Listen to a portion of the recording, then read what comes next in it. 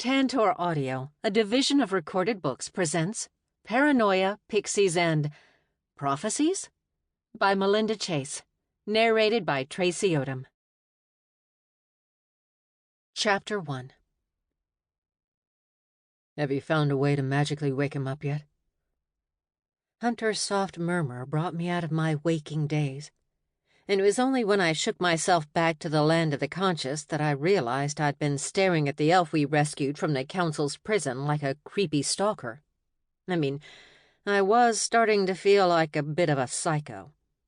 He'd been in my home for less than 48 hours, and I was already doubting whether or not I'd made the right decision. It's never wrong to rescue someone, right? I'd stuck my neck out, literally, and nearly gotten myself killed in the process. But the allure of meeting someone who knew about my grandfather was just too strong to handle. Of course, now he was passed out on our couch, shifting from sleeping to deliriously conscious every few hours and giving me no answer whatsoever. In truth, all I knew now was that he was old. Like, really old. Marcella had explained that he must have been at least 3,000 to be having these symptoms. She'd also explained that they were a byproduct of being inches away from death. She hypothesized that the stress of his prison break had been too much for his two hearts to handle, and they had brought him into this half-unconscious state in order to attempt to preserve him. She wasn't sure how much longer he'd last, though. No, I sighed, swiveling around on the coffee table and turning to look at Hunter. Things were weird between us. I hadn't seen him since he'd almost kissed me in the foyer and then announced that he was moving to Portland permanently. At least, I was pretty sure he'd almost kissed me. I'd been out of the dating game for so many years I could no longer tell what was an almost kiss and what wasn't. "I'm sure he'll wake up soon," Hunter reassured me. "His body just needs time to process everything. You'll have your answers in no time." Hunter crossed the living room to come and sit next to me. He leaned in close, searching my eyes with his own as if he was trying to communicate something for which he didn't yet have the words. I was just about to break the silence and come right out and demand that he just kiss me already when a massive gasp permeated the air. I whipped around to see the old elf convulsing on the sofa, gasping for air, with his milky eyes fixated on the ceiling as if he was staring at something. "Oh my God!" Hunter hollered. Within a millisecond, I was kneeling by the elf's side in terror. It seized my body, making my brain freeze up. He couldn't die. He was the only link I had to Laszlo, the only man who could tell me what had happened. "Marcella!" I heard the scream as it pierced the air, but I could hardly even tell that it had come from me. All at once, everything flooded my mind, and for the first time in my life, I had a complete out-of-body experience. I watched from afar as Marcella, Grams, and Mom flew into the room. Hunter came up to me, grabbed me, and dragged me away so Marcella could work, but I couldn't even feel his arms around my torso. Instead, I was staring right at the old elf man as he seized on the couch, desperately searching my mind for some sort of spell. Even a feeling would have done. All I wanted was for my magic to shoot to the surface, working on its own like it so often did, so it could save the old man. But nothing happened. Marcella worked hard, and I watched from afar. I don't know how long it was, whether it was 5 minutes or 5 hours, before the convulsing finally stopped, and the old man lay deathly still. My heart stopped then, sputtering in empathy before it froze in my chest the same way the elf's body had just frozen. "Is he dead?" My whisper brought me back to myself. Hunter must have finally deemed it safe because he released me and stepped to my side, keeping one arm firmly around my shoulders in comfort. "No." Marcella shook her head, but I could see the agony in her deep brown eyes. "He's merely in a coma." "There's something you're not telling me." Sometimes my family forgot just how astute I was.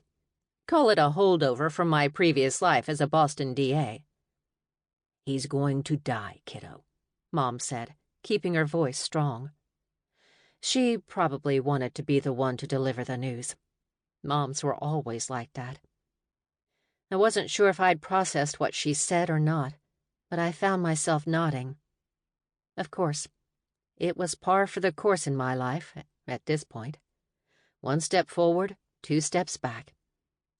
"At least he's not dying in prison," Hunter pointed out, rubbing a comforting hand up and down my back.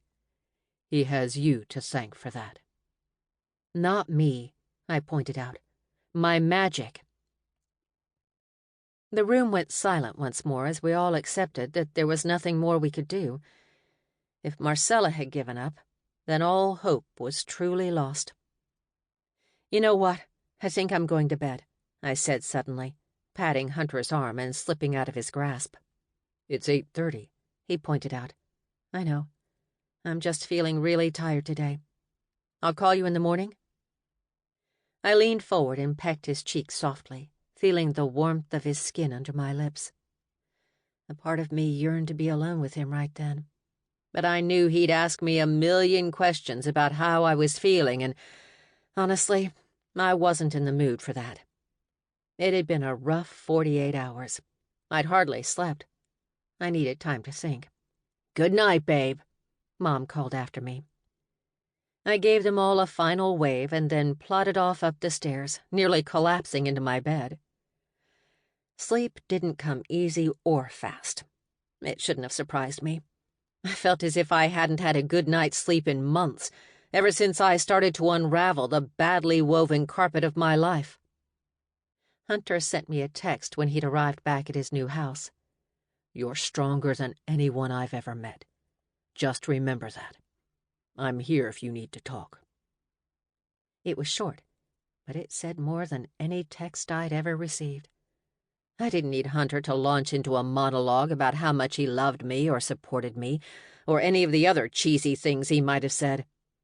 Knowing he was there no matter what was enough for me.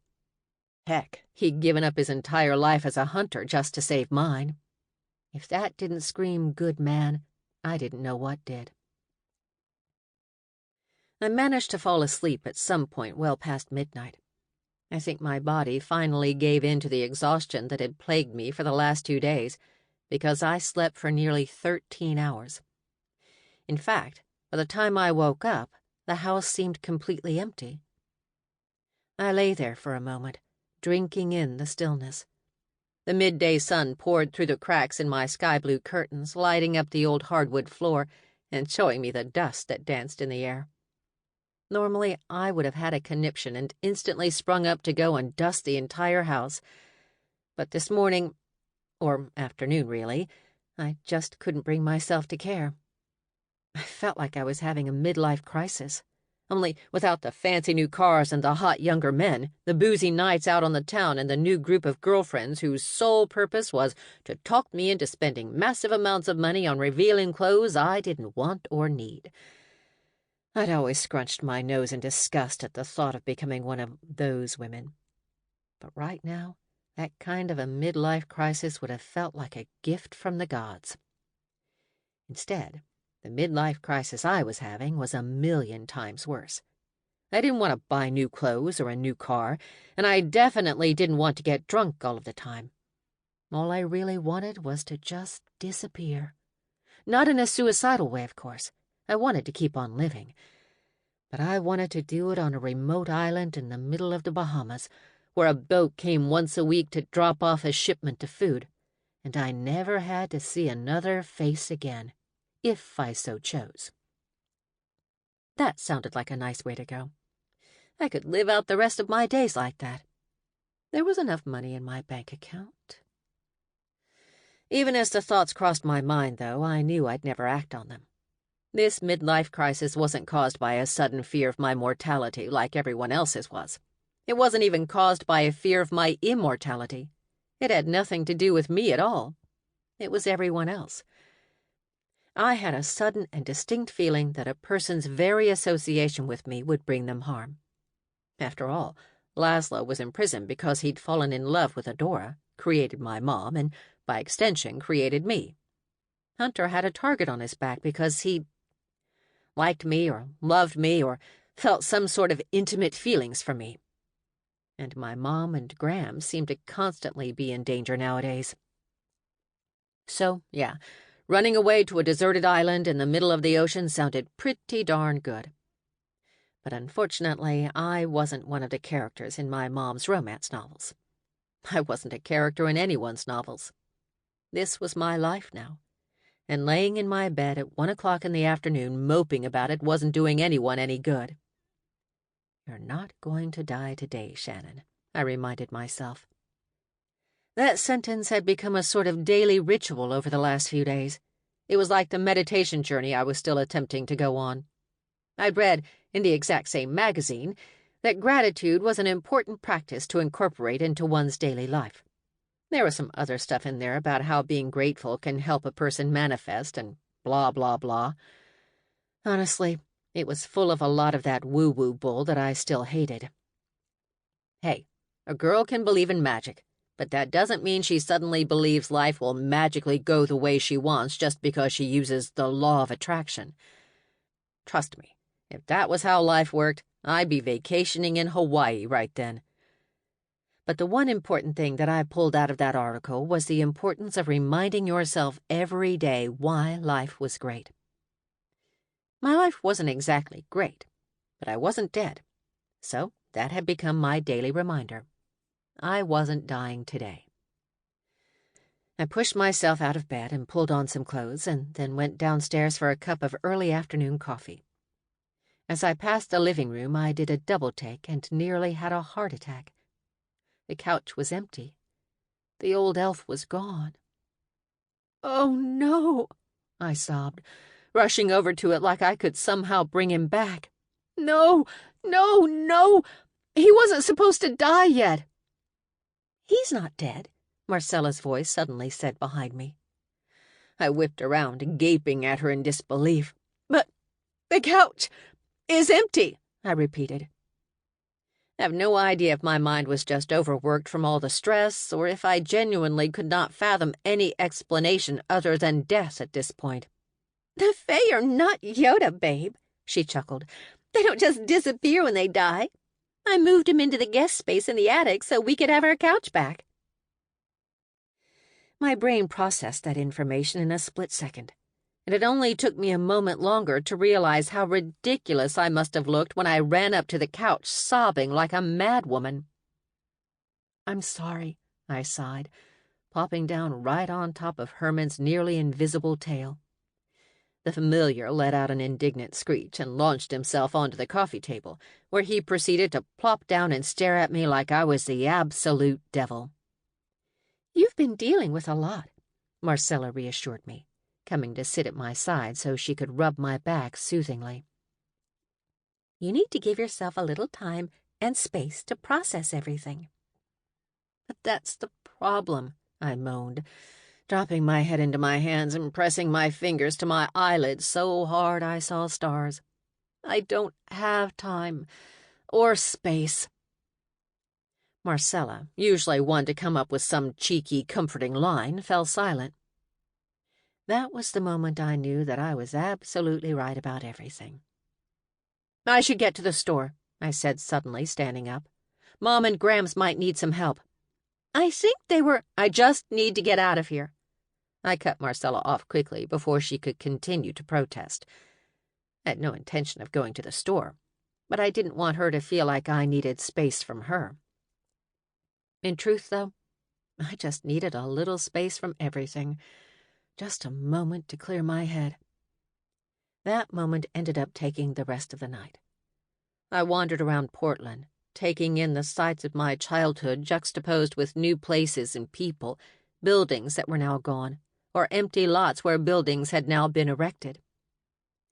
It's a strange thing to walk around your hometown and watch your childhood play before your eyes, while also knowing that childhood no longer exists.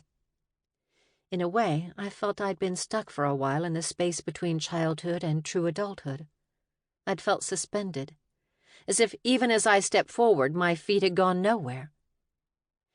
I suppose that I could chalk that all up to the fact that, up until recently, I'd been living a life that was, essentially, a lie. I walked all over Portland that day.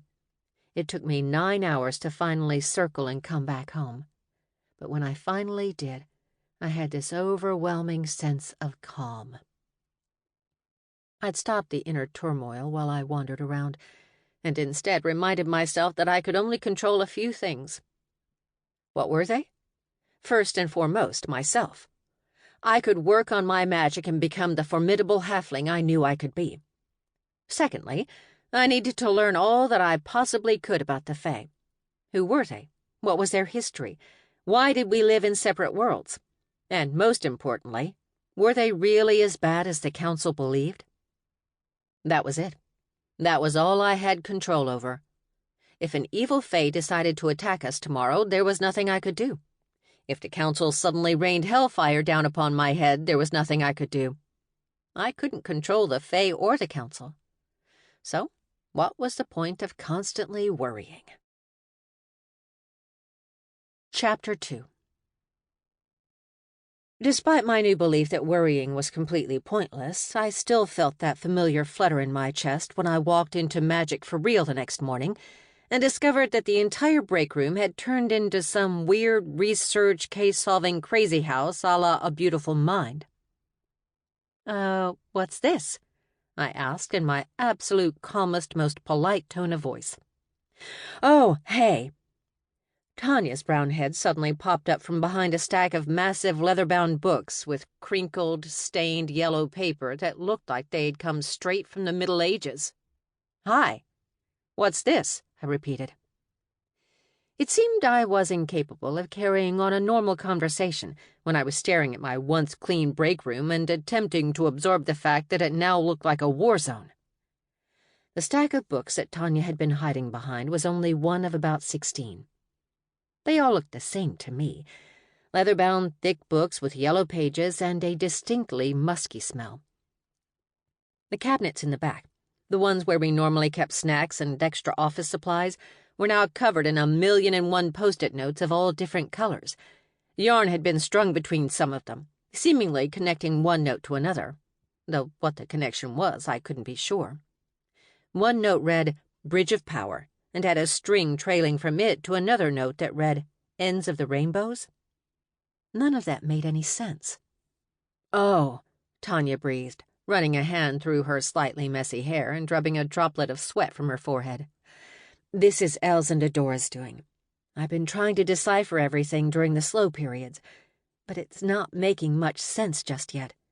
Probably because I still have so much to learn." "The slow periods?" I questioned before my brain put 2 and 2 together. "You're working here now?" "Yeah," Tanya grinned. "Adora offered me a job.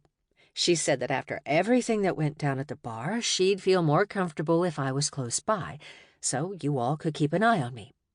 Personally, I think she's also a little bit worried I'll wave to someone and set the whole bar on fire."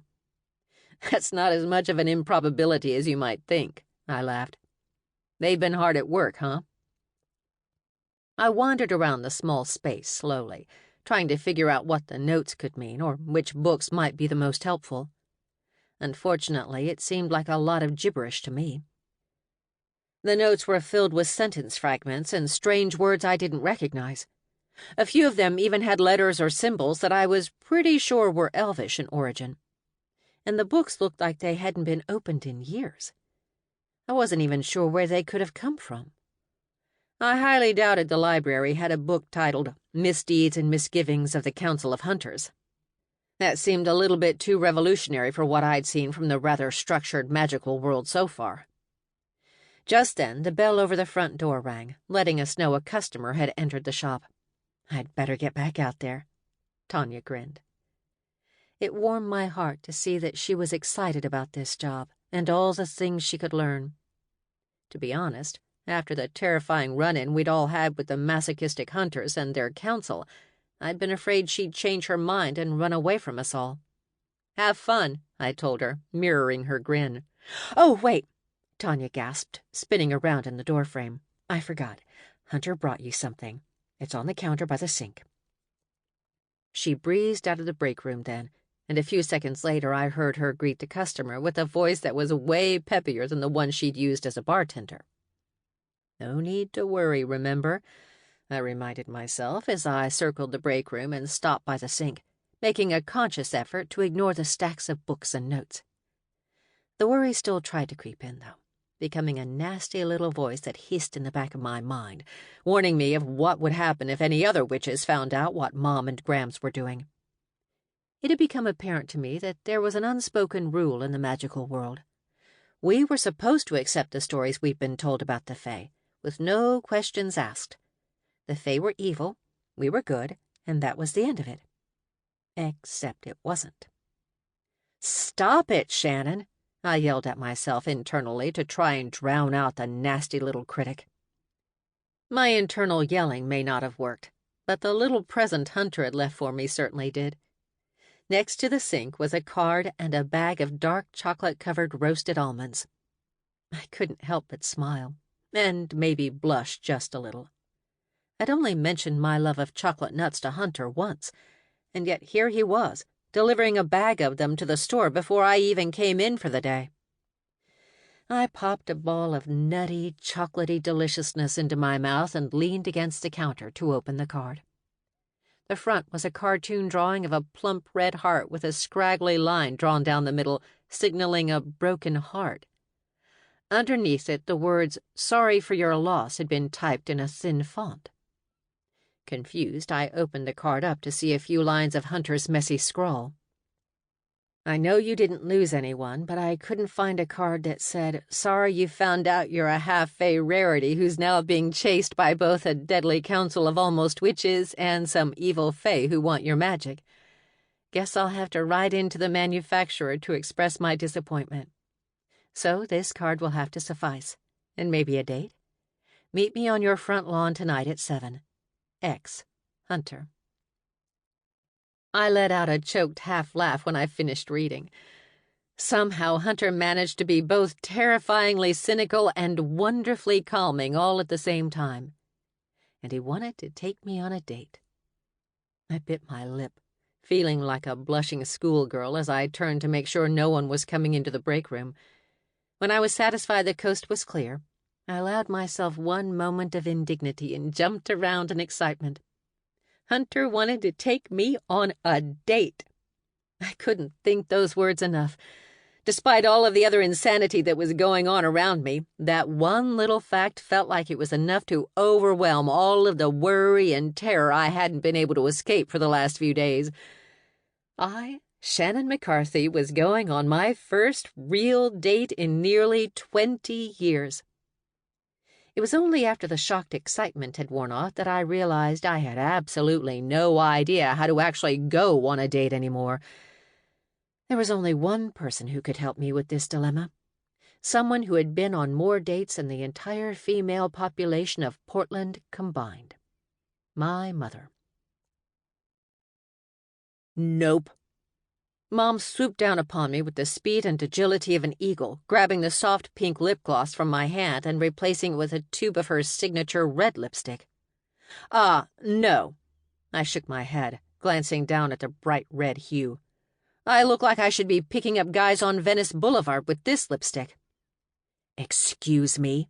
Mom demanded, raising one very annoyed eyebrow and puckering out her lips a bit to show me that they were painted in the very same red I just compared to one that hookers might wear.